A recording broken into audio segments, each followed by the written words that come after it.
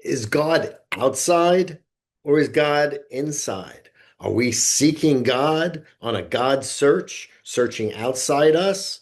Or are we going to look on the inside and seek God on the inside? Is God an innie? Is he an outie? Which belly button is God? Both nourish. Hi, this is Michael Shevack, and welcome to God Search. Again, you are here. No one's going to give you definitive answers, but you are here to begin the search for the experience called God. The experience called God. And as you go on this search, which is really truly objective, meaning you will experience certain things and other people will experience it, and you will be able to compare notes that will give it an objectivity that you can share and talk about. And you'll also notice that as you begin to have this experience, that it corresponds to what you read in holy books, scriptures of various religions. They all have different perspectives, but they will correspond to experiences called God by different religions. And you can choose your own religion and renovate your own religion or do whatever you want, or including not even have a religion. I'm not selling. The most important thing on a God search is that we begin the process of becoming awake. That's not woke, okay? Notice the picture behind me. Just moved to a new place. This was gifted. That's the Obamas and the Bushes. So I'm not talking woke. So don't get awake and woke confused. I don't want to get embroiled in that silly thing, okay? The important thing is to become awake that there is, as we said on the last podcast, that there is a mysterious, there's a mysterious scene that is unseen behind any scene. Any scene, SCENE,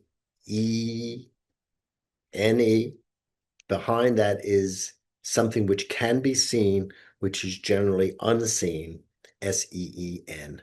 And that is the experience that we're calling God. Now, if you remember last time in the podcast, because these are kind of sequential and a lot of podcasts aren't. This could be considered a course, and that's how I designed it, so that you keep building understanding, which helps facilitate the faith experience that opens you up to the experience called God. In the last podcast, I told you a very personal story. And in that story, I went from being flat out broke to not having enough money to a mortgage to a halo that glowed around a book with a connection in there that turned out to lead me from Los Angeles to the middle of Manhattan and closing a deal on an advertising campaign. I used to be in advertising prior to being a rabbi 30 something years ago. And it was a very interesting story, and it highlighted the different levels of covenant, the different levels of covenant. Now, what I didn't tell you in the story, and go back and look at the last podcast. What I didn't tell you was the name of the book that had the halo around it, that had the Xerox in it. The name of the book was Life Divine. It's an absolutely luminous book written by Sri Aurobindo, who is probably my favorite Hindu-based philosopher, but that's not accurate. He had a full training in philosophy at Oxford. He later on went back to India and he learned Sanskrit from scratch before he became the great luminary he was. And his ashram is still in Pondicherry. The book was one of the more extraordinary books I have ever read. His synthesis of yoga is also an extraordinary book. And my mentor gave me that as a test to whether or not he would take me on as a student. I had my mentor is Jack Bemporot. He's a well-known rabbi, and he gave me that book. So anyway, the important thing is that on that incredibly paradigmatic event that happened to me, I was led through a living symbol of life divine to what was needed for my wife and my kids to pay the mortgage, and it was done in a very cosmic way. So the important thing as we continue our discussion of covenant in preparation for personal experience, of course, is that all of these different levels that seem to be part of life and separate aspects that confuse us because they're not harmonized. And we see them as separated. We see them as disjunct, even, and they make us divided. They are not. That is really a cognitive kind of distortion because we have not fully integrated the experience called God. And as you begin to integrate the experience we're calling God, which is the experience of truth and of unity and of correct use of your free will so it is harmonious with the way life is designed for good, as you do that, a lot of the disjuncts between the various levels of human life, the psychology, the biology, the sociology, the legality, the ethics, the cosmology, all of these things begin to combine and they work through you, not as a mere ego, but as a sacred soul. In other words, all creation, in a sense, becomes individual through you, and you become creation self-aware. And these things harmonize, and a lot of the difficulties that we have begin to dissolve because we are losing the fake boundaries and we are putting in the true boundaries that actually are there, vibrating and resonating with us all the time. But we have to become aware of it. Now, in this process, there is a question, as we began at the top, what is this? This seems to be, I had an experience called God that led me to a $30,000 check out of nowhere, seemingly out of nowhere, except there was a halo around an old book. And the question then asks is, did God do this?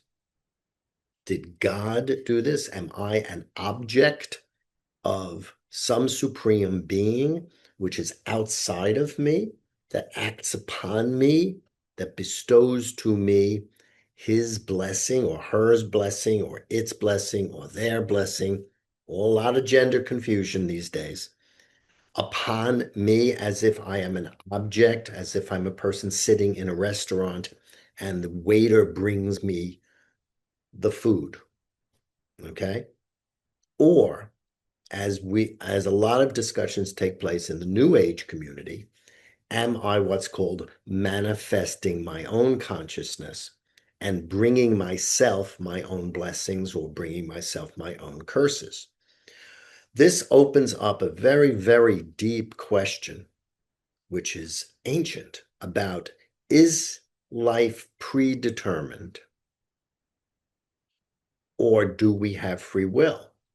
Is God, quote unquote, ordering us, meaning commanding us or ordering us, if you like a more neutral and more scientific term? Is God ordering us or is it me? And we discussed that somewhat, but it's important to bring it out in a very crisp form. Everything in life is pre-hyphen determined. Pre-hyphen, don't forget that hyphen, determined. If I have a pen that's sitting on my desk, here's my cell phone. I pick it up. The cell phone got picked up because it was pre-hyphen determined by me through a feeling which became a thought, and a thought became an expression on the inside of me, a word spoken to myself, and then I picked it up in when that word became more dense, and I turned it into an action and lifted up the phone. Okay? It was predetermined. There was a sequence of prior or pre events that went into the act of lifting up the phone. It was predetermined. However, it was not necessary for me to pick up the phone. It is never necessary most of the time to pick up the phone when you consider the number of garbage telephone calls that are going out these days. It gets more and more ridiculous to pick up the phone. Okay. But leaving that comment aside, pre-determined is a reality. It's the reality of causality, one of the three, linchpins that describe the nature of anything we would call God. It's part of the experience called God. It is predetermined. Everything has a causal relationship. There are causes that go into something which then permit it to be observed. So you're observing not it, but you're also observing the causal relationships that go into it. And it's very complex. We're not just seeing, the thing in itself, to use a Kantian expression. We're seeing the causal relationships that are part of this thing which we're witnessing. So everything is pre-determined in that sense, but it is not necessary. I am not compelled, compulsed, controlled. I am not pushed into doing it as if I am merely flotsam and jetsam, flotsam and jetsam being controlled by the queen, the sea witch in the Little Mermaid. Great characters, flotsam and jetsam. But I'm not flotsam and jetsam. I am not simply a mindless object. All right. I have a ability to pick up the phone or not, to predetermine it or not predetermine it. Okay. So the predetermination, when you combine it very sloppily with the idea of necessary, must, compulsed,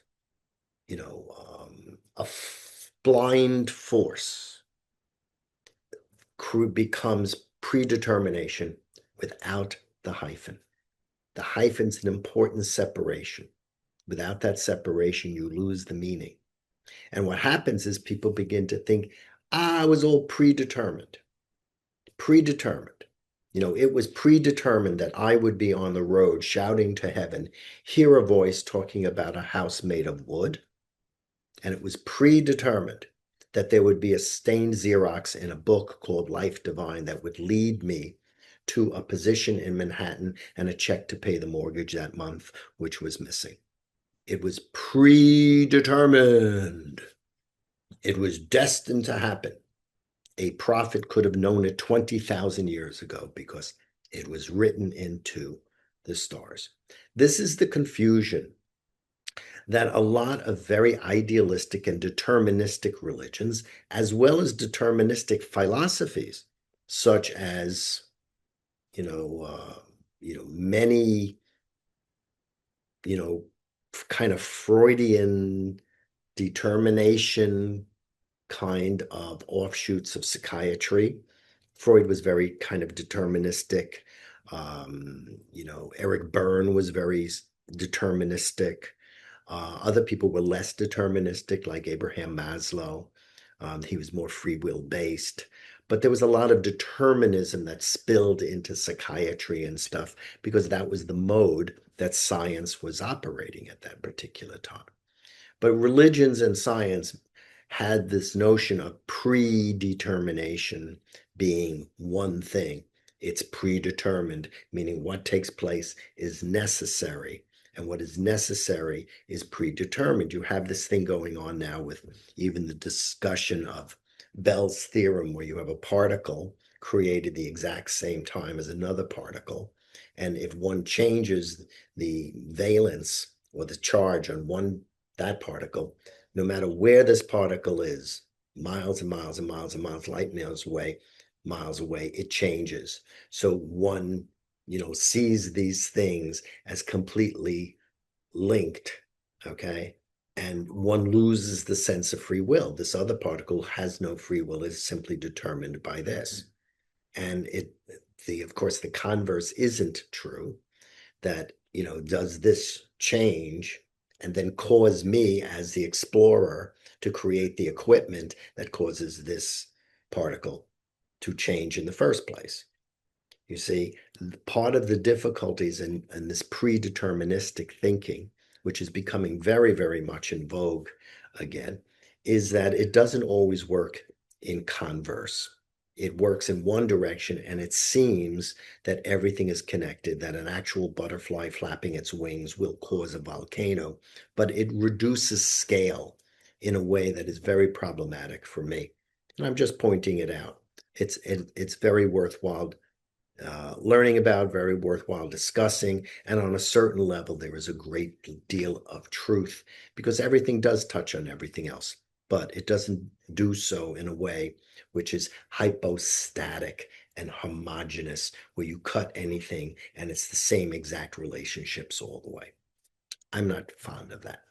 But predetermination, that idea, has infiltrated thinking where the a religious person begins to chastise themselves and beat themselves up, and that they did not do right, and therefore it was absolutely ineluctable that God punished them, and that was predetermined because of something else that was done. It's an exaggerated, brutal notion of causality.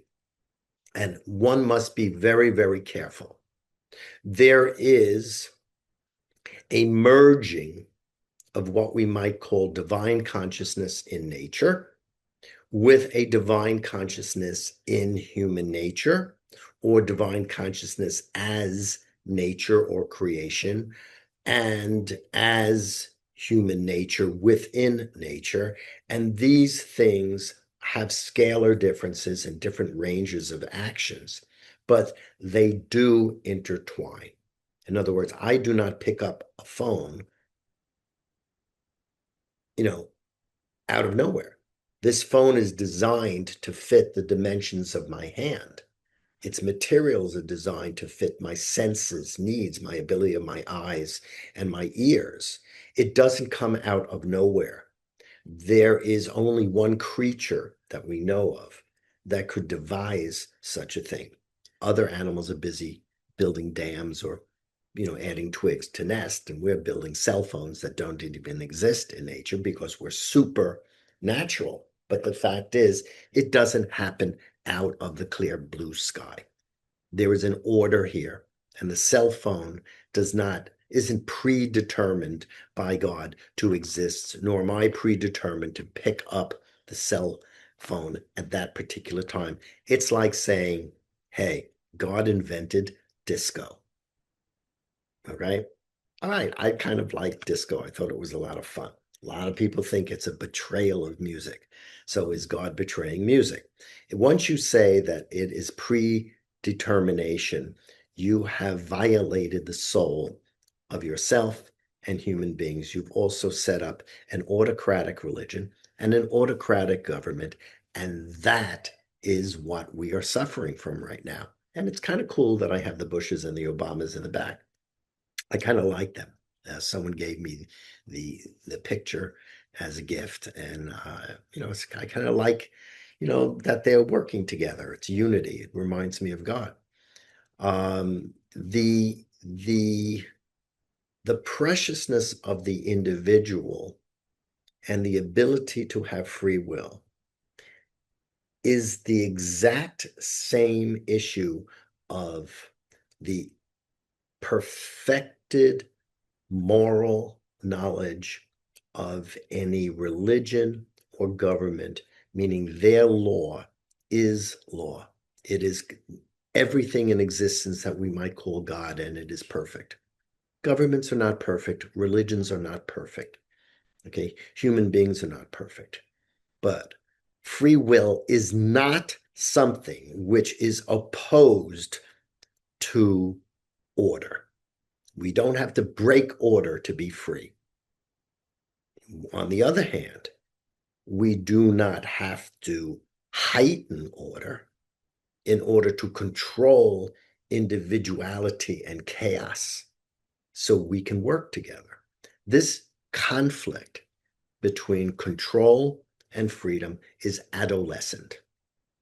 We all go through it when we break away from our parents, largely because our parents have never been schooled on how to be parents and how to teach children how to come into adulthood with any sense of freedom and responsibility. The parents are terrified of the freedom. They love the responsibility, and they drown their children with it until the children tear away in order to experience freedom. This is an adolescent thing. It's part of all human life, which is why it's part of the beginning of the book of Genesis, where you have Adam and Eve basically rebelling against daddy in order to get their own sense of self and having a bad time of it and needing to be rescued. Daddy has to take care of them, make them clothing, and make sure that they have a way forward in outside the garden. All right. Be very careful when you have mystical experiences in the process of covenantal awareness. As you engage in the process of covenant with me, and I'm going to give you many, many more guidelines to come, be very careful that you do not interpret the mystical as something which is beyond you and diminishes you. That has value if you join an ashram or a religious order where you separate and you give over a portion of your freedom to the group, and the group is supposed to energize your individuality and your freedom. Oftentimes, though, that doesn't happen. It diminishes your freedom, and one creates a cult. It's very, very dangerous. On the other hand, there is no such thing as absolute reckless, abstract individual freedom, where my freedom is so absolutely sacrosanct that I can do anything that I want and no one has the right to tell me differently. If that's the case, I might as well just push a button and experience the sheer delight of blowing up the entire planet, if not the universe. So be very careful. This issue of inside, outside, is God outside or God inside? Is it a competition between a force outside of me that's God, or is God inside of me? And therefore it doesn't exist and I can do anything that I want. This inside, outside belly button thing, innies and outies, is creating madness in people. It's madness. And it is a madness that you have to be very, very aware of as we have the great deliciousness in this era of experimenting with a degree of personal freedom that has never been explored in the history of this world. Democracy is very, very new in its present form, and it's very new, and the lessons we are learning are difficult. Predestination as a force that we have no control over is a dangerous philosophy. Free will, that it is sacrosanct to think and do and have any identity you wish because you come from God and therefore your identity is exclusively determined by yourself, is a very dangerous philosophy. Both views are dangerous because they're incomplete. Remember, this is GODSEARCH. Wherever there is a conflict, there is always missing knowledge. There is always missing knowledge. So do not get trapped by the missing knowledge. Do not get trapped. You should never get trapped. Now, in this life is a covenantal experience. You will have an opportunity as we continue, and you have enough, you're beginning to get enough intellectual understanding to be basically provide yourself with a little bit of a map for the experience. That's my goal here, is that you go forward in the experience with a little kind of psychological and cognitive map so you don't lose your way, because covenant can open you up to many, many mysteries that may be hard to fathom, and you have to negotiate a lot of relationships in your life, schools and work and relationships with parents and friends and loved ones and children, and learning how to take these higher knowledges and bring them into the everyday does require a map, which is really what I have been doing for the past 30 podcasts. My God, how time flies. But remember, you're going to have these spiritual experiences because they are part of life. And life is the criterion and the authority here on God Search. You're going to have the experiences where you are taught boundaries that are commonly called moral. You'll be able to discern what boundaries are so critical that they need to become laws. You will be able to discern how they must be wiggled for the dealing with people in common ethics, meaning it's not always perfect, but you have to do it this way, otherwise things would be worse. The example I gave was an attorney who knows that they have a mass murderer that they are defending.